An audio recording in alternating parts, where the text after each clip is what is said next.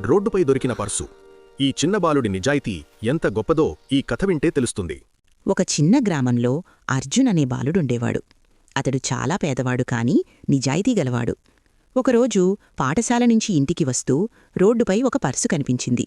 అందులో చాలా డబ్బు, ముఖ్యమైన కార్డులు ఉన్నాయి. అర్జున్ ఇంట్లో పరిస్థితి బాగా లేకపోవడంతో ఆ డబ్బు తనకు ఉపయోగపడుతుందని క్షణం అనిపించింది. కాని వెంటనే ఇది నా డబ్బు కాదు అని భావించాడు. పర్సులో ఉన్న చిరునామా చూసి యజమాని ఇంటికి వెళ్లాడు. పర్సు పోగొట్టుకున్న వృద్ధుడు చాలా ఆందోళనలో ఉన్నాడు. అర్జున్ పర్సిచ్చినప్పుడు ఆయన ఆనందంతో కళ్లలో నీళ్లు తెచ్చుకున్నాడు. బహుమతిగా డబ్బు ఇవ్వాలనగా అర్జున్ వినయంగా నిరాకరించాడు. ఈ సంఘటన గ్రామమంతా తెలిసి అర్జున్ నిజాయితీకి అందరూ ప్రశంసించారు. తరువాత అతనికి చదువుకోవడానికి సహాయం కూడా లభించింది.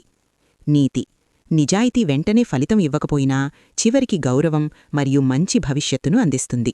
ఇలాంటి మరిన్ని కథల కోసం క్విక్ స్టోరీస్ తెలుగు ఛానల్ను సబ్స్క్రైబ్ చేసుకోండి.